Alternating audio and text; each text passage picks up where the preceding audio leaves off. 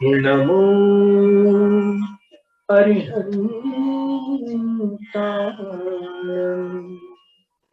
नमो सिंहाय नमो ऐरियाणं नमो विद्यालयाय नमो सर्वसाधिने।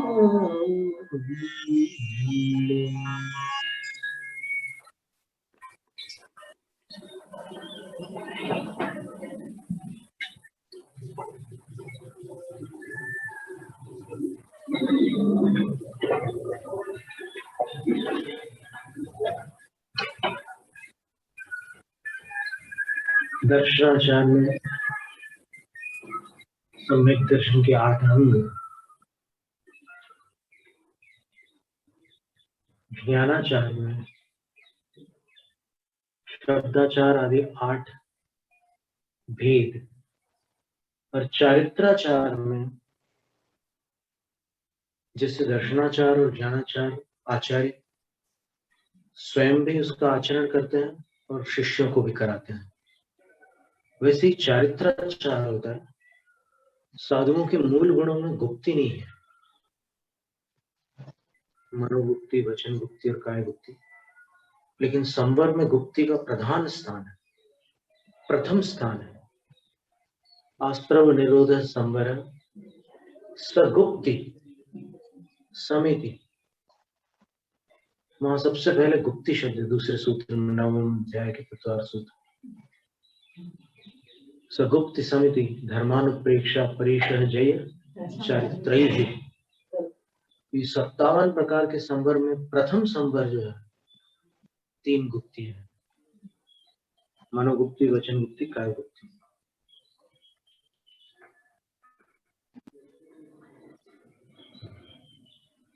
और गुप्ति किसे कहते हैं? सम्यक योग निग्रहो गुप्ति। और गुप्ति की परिभाषा जो है, गुपु रक्षण एक धातु है, उसमें 3 प्रत्यय करके ये रूप बना है स्त्रीलिंग में। आजकल एक हथियार आता है, उसका नाम भी गुप्ती होता है, लेकिन वो अलग है। यहाँ पर गुप्ति शब्द संस्कृत भाषा में इसका अर्थ होता है संसार कारणाद आत्मनो गोपनम गुप्ति। संसार के कारणों से अथवा संसार के कारण से आत्मा को सुरक्षित करने का नाम गुप्ति है। तो गुप्ति जो है निवृत्ति रूप होती है। प्रवृत्ति में आश्रम होता है, निवृत्ति में संवर होता है, इसलिए गुप्ति सम्यक योग निग्रहो गुप्ति। योग मन वचन काय संबंधी जो वर्गणाएं हैं, उनके आलंबन से आत्मा के प्रदेशों में जो परिस्पंद होता है, एक उद्यम होता है, एक प्रयत्न होता है, जो आश्रव की क्षमता रखने वाला जो परिस्पंद है, उद्यम है, उसका नाम योग है। मन वचन काय की प्रवृत्ति और वो अंतरंग उद्यम, इन दोनों में धवल ग्रंथ में प्रथम पुस्तक के अंदर अंतर बताया है। वहां पर ये लिखा है कि प्रवृत्तियां तीनों एक साथ हो सकती है, लेकिन उस प्रवृत्ति को प्रेरित करने वाला, उसको प्रारंभ करने वाला जो उद्यम है, वो एक काल में एक ही होता है। पर वो योग इतना शीघ्र गति से परिवर्तित होता है कि अपने को पता नहीं चलता, क्योंकि अपना ज्ञान समयग्राही नहीं है। केवली का ज्ञान एक समय की घटना को ग्रहण कर सकता है, लेकिन अपना ज्ञान जो है असंख्यात समय में होने वाली घटना को ही ग्रहण कर पाता है, संख्यात समय की घटना को भी नहीं ग्रहण कर पाता। तो वो जो प्रयत्न होता है, अभी जैसे हम बोल रहे हैं आपके सामने, पांचों इंद्रियां भी उद्घाटित है, सब कुछ सुनाई देता है, सब कुछ हो रहा है, दिखाई दे रहा है, बोल भी रहे हैं, सब कुछ हो रहा है, लेकिन जो प्रयत्न है वो प्रयत्न एक साथ नहीं हो रहा है, प्रवृत्ति एक साथ हो रही है। बोलना भी हो रहा है, सोचना भी हो रहा है, फिर काय चेष्टाएं भी हो रही है, हाथ हिल रहे हैं, होठ हिल रहे हैं। तो प्रवृत्ति एक साथ होती है, योग एक साथ नहीं होते। मोटे तौर पर बाल बोध के लिए, बोलचाल के लिए अपन कहते हैं कि मन वचन काय की प्रवृत्ति को योग कहते हैं। वास्तव में उस प्रवृत्ति को प्रेरित करने वाले प्रयत्न को योग कहते हैं। उस प्रयत्न में कर्माश्रव की शक्ति होती है, इसलिए काय वांग मन कर्म योग। कर्म शब्द का अर्थ यहाँ पर प्रयत्न है, उद्यम है। कर्मठ बनो बोलते हैं, कर्मठ बनो का अर्थ क्या होता है? कर्म बंधन करने वाले बनो, ऐसा नहीं। कर्मठ का अर्थ होता है पुरुषार्थी बनो, उद्यमशील बनो। तो ये जो उद्यम है वो योग है। काय वांग मन कर्म योग, कर्म का अर्थ वहां पर उद्यम है, और उससे फिर ये प्रवृत्तियां भी होती है। उद्यम हुआ आत्मा में और प्रवृत्तियां मन वचन काय में होगी। मनोवर्गणा के आलंबन से होने वाले आत्मा प्रदेश परिस्पंद को मनोयोग कहते हैं। वाग वर्गणा के आलंबन से होने वाले आत्मा प्रदेशों के परिस्पंद को वाग योग कहते हैं, और काय वर्गणाओं के आलंबन से होने वाले आत्मा प्रदेश के परिस्पंद को काय योग कहते हैं। तो वो जो परिस्पंद है वो उद्यम है, अपन बोल ही नहीं सकते यदि अपने पास भाषा पर्याप्ति और वचन बल नाम का प्राण न हो, और साथ में वाक योग न हो, तो काम ही नहीं हो सकता। वचन बल नाम का प्राण वाग योग से भिन्न है, भाषा पर्याप्ति वचन योग से भिन्न है, और वचन बल प्राण से भिन्न है। भाषा पर्याप्ति होती है, वह वचन बल नामक प्राण का कारण होती है। पर्याप्तियां कारण होती है और प्राण कार्य। धवल ग्रंथ में आता है, अन्यत्र भी आता है। कभी भी पर्याप्तियों के बिना जीव प्राणी नहीं बन सकता। प्राण को तभी धारण करेगा जब पर्याप्तियां होंगी। उसमें केवल अपवाद आयु कर्म का है। आयु प्राण जो होता है ना, वो मोक्ष पर्यंत एक समय भी ऐसा नहीं आता संसारी जीव का जब वो आयु से रहित हो। जब मुक्त होता है तब आयु रहित होता है। बाकी श्वासोच्छ्वास आदि सारी पर्याप्तियां जब पूर्ण होती है तब प्राण धारण कर पाता है जीव। और फिर नाम कर्म के उदय से जिस जीव को जितनी इंद्रियां प्राप्त हुई है, जो स्थावर बना है, उसको कम पर्याप्तियां होंगी, 6 पर्याप्तियां नहीं हो सकती। क्योंकि भाषा और मन कैसे हो सकती है जब वचन बल प्राप्ति नहीं होना है उसको, जब मनोबल होना ही नहीं है, तो फिर वो नहीं हो सकता। चार पर्याप्ति होंगी। वैसे प्राण भी उसके कितने होंगे? काय बल होगा, एक इंद्रिय होगी, श्वासोच्छ्वास और आयु, 4 प्राण। एक इंद्रिय जीव के पास 4 प्राण है। ये दशा है संसारी जीवों की। फिर जब द्विंद्रिय होता है तो वचन बल भी प्राप्त होता है उसको, और वचन योग भी प्राप्त होता है, रसना इंद्रिय भी प्राप्त होती है। तो 2 प्राण बढ़ जाते हैं, एक इंद्रिय प्राण बढ़ जाता है, फिर एक वचन बल प्राण बढ़ जाता है। तो ये स्थिति है। और जब तक असहनीय है तब तक अनुभय वचन बल वचन योग होगा।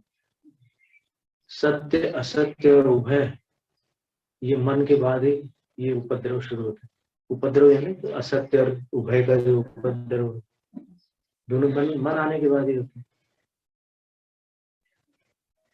तो इस तरह चारित्राचरण में सम्यक योग निग्रह बुद्धि, योग का निग्रह किया आपने, मन वचन काय का निग्रह किया। निग्रह का अर्थ होता है उनको आपने शांत किया, जी काबू में नियंत्रित किया, वश में किया। वश में तो प्रवृत्ति में भी होता है, लेकिन यहाँ पर तो निवृत्ति में जाते, मन वचन काय के स्पंदन से रहित हो रहे। भले ही मन को कोई आलम्बन दे दो, वो एक अलग बात, लेकिन मन की चंचलता को तो विराम लगा दिया, तो ये योग कहलाते हैं। ये योग नहीं, ये योग निग्रह कहलाते हैं। सम्यक योग निग्रह हो गुप्ति, ये गुप्ति है। और अभी जो प्रवचन सार के स्वाध्याय में चल रहा है ग्रंथ में, वहां पर गुप्ति की महिमा को बताया गया है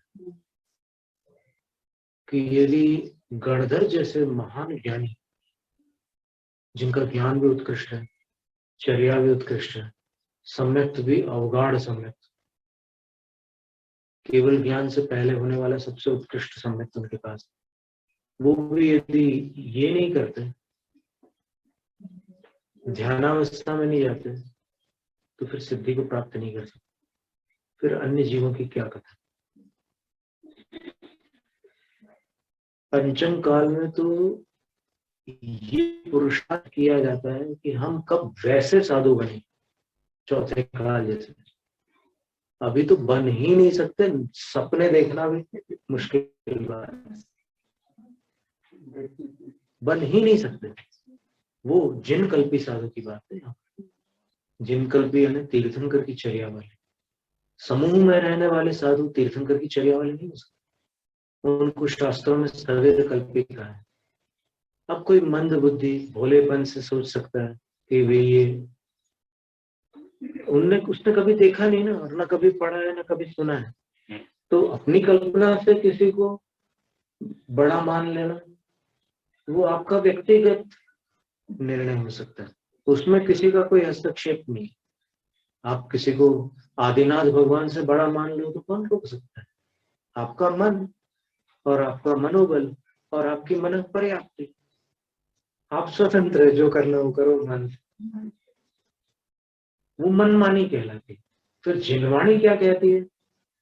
जिनवाणी कहते हैं कि इस काल में स्थविर कल्पी साधु हैं, जिन कल्पी साधुओं का अभाव हो चुका है, क्योंकि जिन कल्पी साधु जो प्रायोग्य विधि संन्यास में तत्पर होने वाले साधु होते हैं, आंखों में अगर कुछ गिर जाए तो उसको निकालते नहीं, पैर में अगर कांटा लग जाए ना निकालते हैं ना निकलवाते हैं।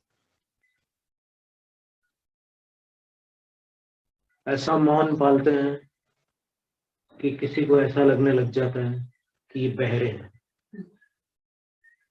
बिल्कुल यही अनुभूति होती है सामने वाले कि ये बहरे हैं, ऐसा मौन पालते हैं, संकेत तक नहीं करते।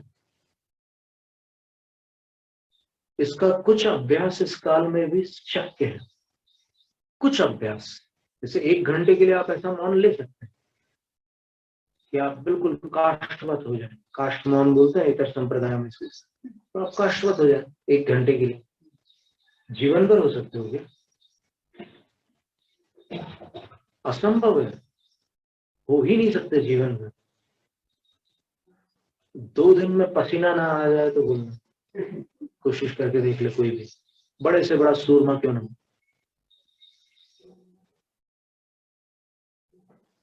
समूह में रह करके ये बात कैसे संभव? वो एकाकी रहता है, दीर्घ संगनन के धारी होते हैं, शास्त्रों को जाने बिना अपन पंचम काल में कैसी कैसी कल्पना कर लेते हैं। तो ये चारित्राचार में 3 गुप्तियां हैं, और गुप्तियों की पूर्णता होने पर प्रत्यक्ष ज्ञान प्रकट होता है। गुप्तियां अपूर्ण होंगी तो मति और श्रुत ज्ञान रहेगा, लेकिन जब गुप्तियां पूर्ण होती है तो फिर प्रत्यक्ष ज्ञान होता है। प्रत्यक्ष ज्ञान कौन सा? विकल्प प्रत्यक्ष और सकल प्रत्यक्ष, 2 भेद है, और उनमें विकल्प प्रत्यक्ष कौन से? 2 है, अवधि और मना परि, और सकल प्रत्यक्ष केवल ज्ञान। तो जब शरणिक राजा ने गुणसागर मुनिराज से पूछा कि आप हमारे चौके से क्यों लौट गए, तो गुणसागर मुनि ने बोला कि तुम्हारा चौका शुद्ध नहीं था, इसलिए लौट गए।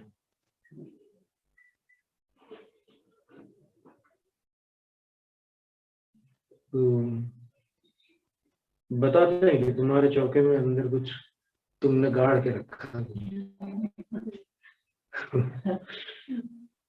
बोले कि हम वैसे तो अवधि ज्ञान नहीं लगाते, भिक्षाचर्या में अवधि ज्ञान नहीं लगाते, परंतु रानी ने पड़गाहन के समय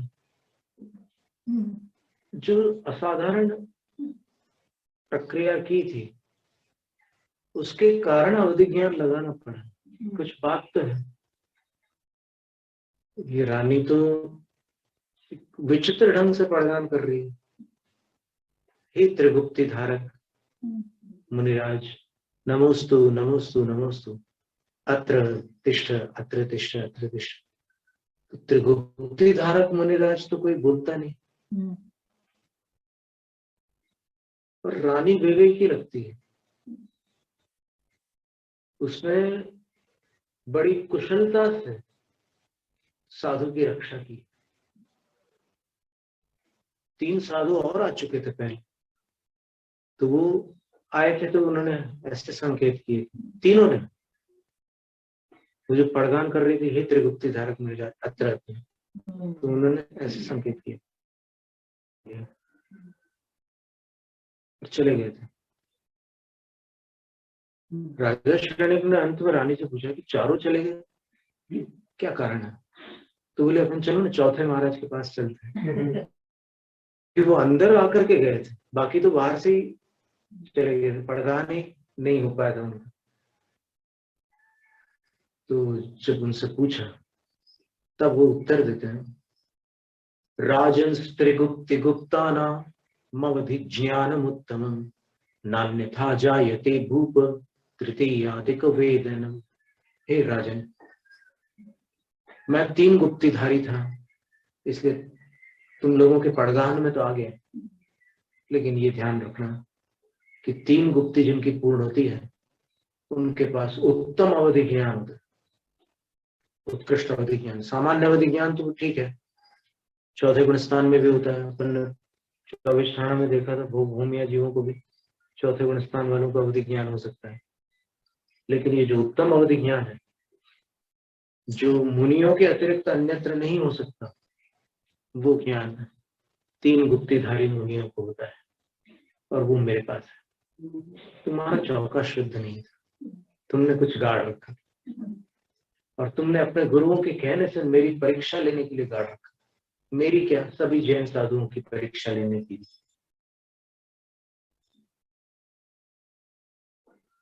राजा श्रेणी की आंखें नीचे हो जाती है,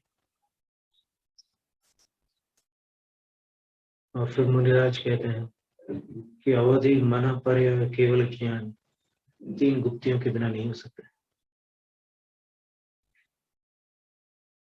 तो राजा क्षमा मांगता है, कहता है कि गुरुवर, आज मैंने देख लिया जैन साधु क्या होते हैं। मैं पहले भी देख चुका था, लेकिन आज मुझे दृढ़ विश्वास हो गया। अब कदाचित पर्वत चलायमान हो सकता है, लेकिन मेरी श्रद्धा कभी चलायमान नहीं।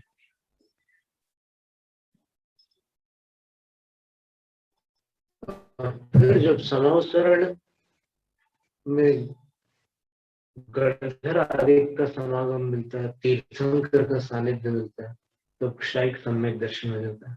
क्षायिक के लिए क्षायोक्षमिक अनिवार्य है।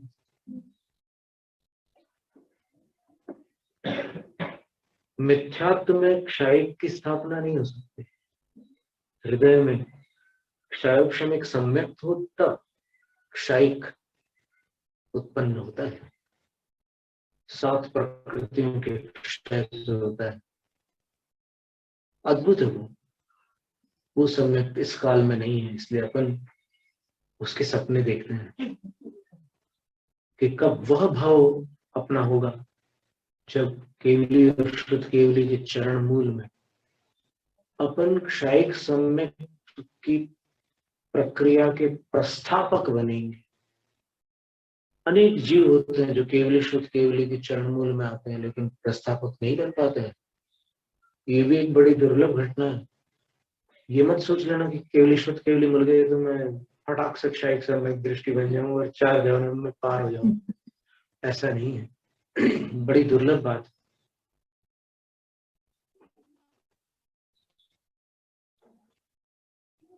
बहुत दुर्लभ।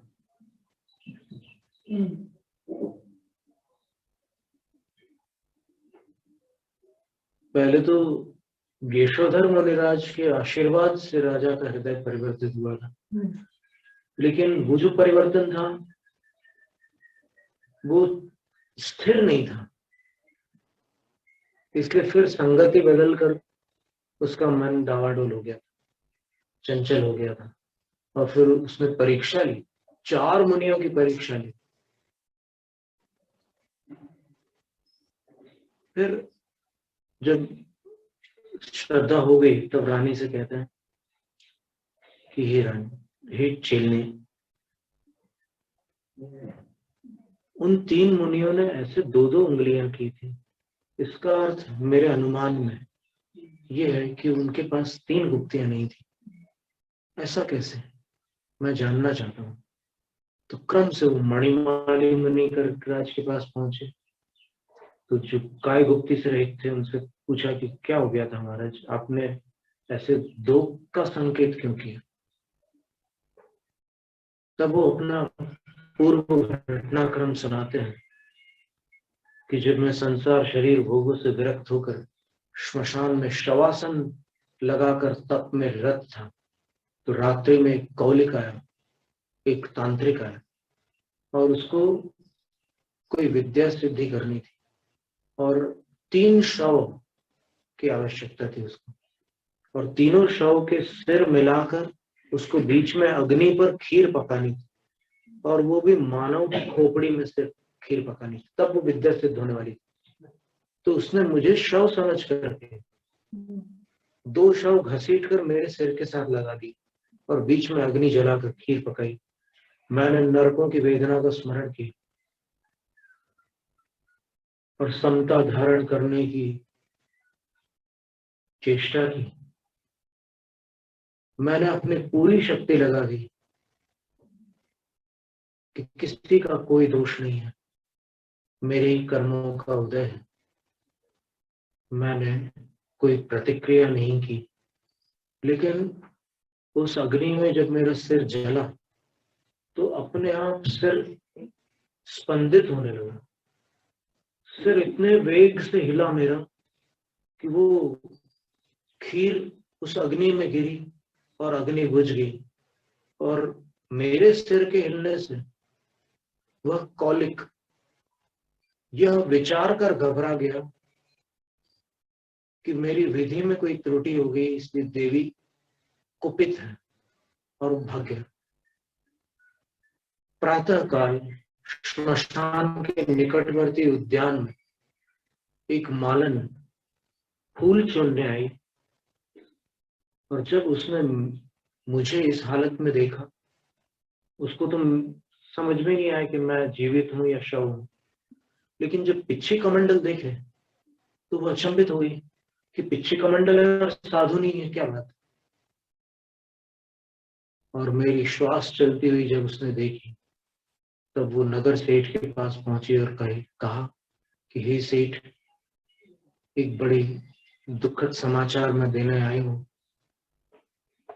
आपके गुरु के साथ श्मशान में ऐसी दुर्घटना हो गई, वो जल गए।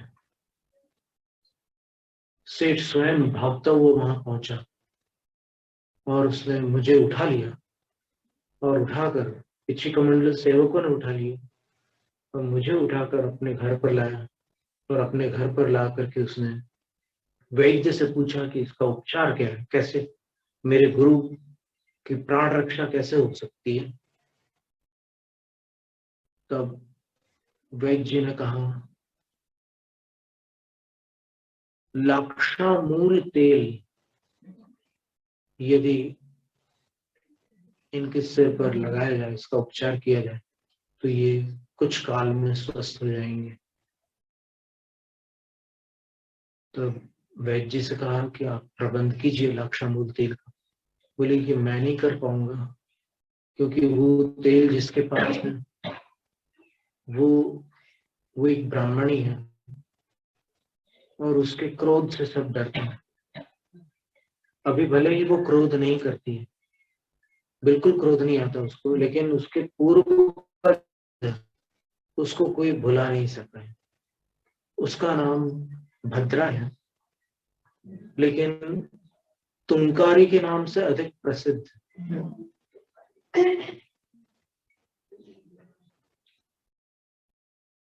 त्वंकारी नाम था संस्कृत में, त्वंकारी, त्वम के ऊपर बिंदी, त्वंकारी।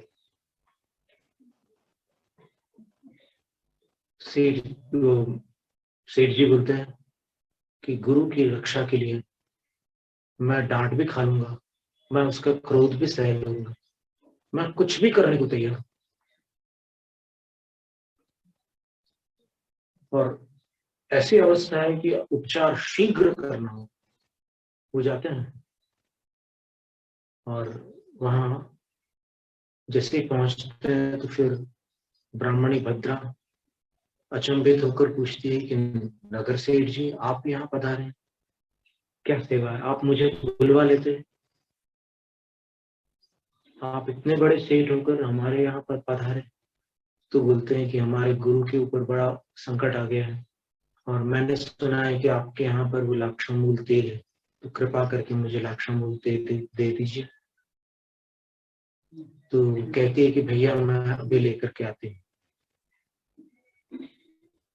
और अंदर जा करके एक पात्र लेकर के आती हूँ लाक्षामूल तेल का, और सेठ जी को दे देती है। सेठ जी, ये है लाक्षामूल तेल।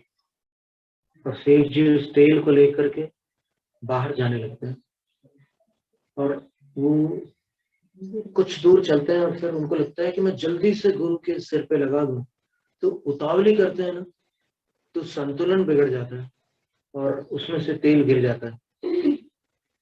अब उनको बड़ी चिंता होती है कि अब मैं क्या करूं, यहाँ तक तो सब अच्छे से हो गया था काम, अब दोबारा जाना पड़ेगा। फिर लौट करके आते हैं। और ऐसा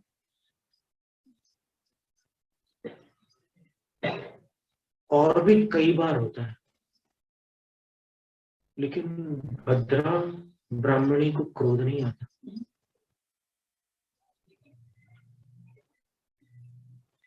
वो कहती है कि भैया चिंता मत करो, पर घबराओ मत, आप शांत होकर संतुलित होकर वापस घर जाओ।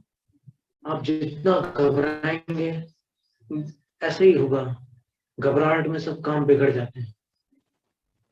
तो सावधानी से लेकर जाते हैं, फिर उसका उपचार करते हैं।